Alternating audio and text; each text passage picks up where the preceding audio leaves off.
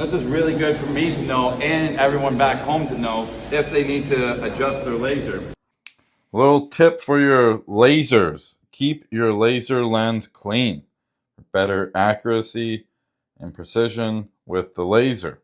So yeah, I got some sawdust on my laser and yeah, it wasn't projecting as nice as it usually does. See how it's all grainy and can actually, it can even block, as you can see here, it can even block your laser.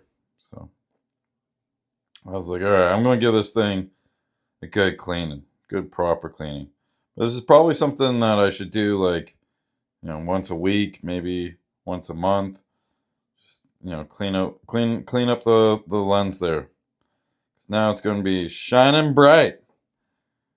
Look at that, nice, crisp, sharp lines. So nice. So yeah, definitely something I'm going to be doing more frequently. Even if it looks clean, I'll still give it a quick spit shine. Anyways, figured I'd share this. I'm sure most people know and it's just common sense, but I don't know. I can't remember the last time I thoroughly cleaned my laser. Store and transport your laser in a good case, or the case it comes with. I bought this case. It's a waterproof case, and I bought this thicker foam, the dense foam. I find it's longer lasting, more durable.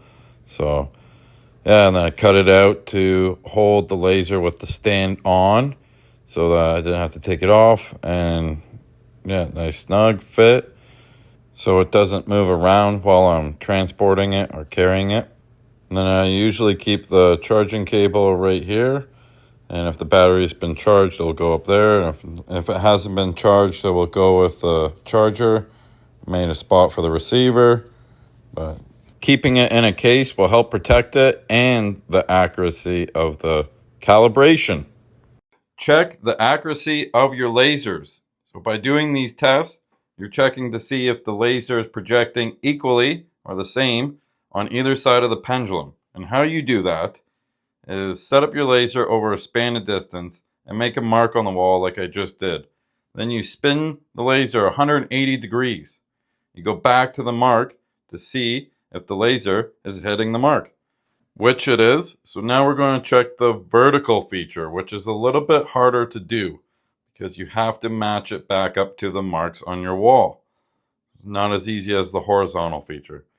So you set the laser up and you make a mark at the bottom of the laser and the top of the laser on the wall.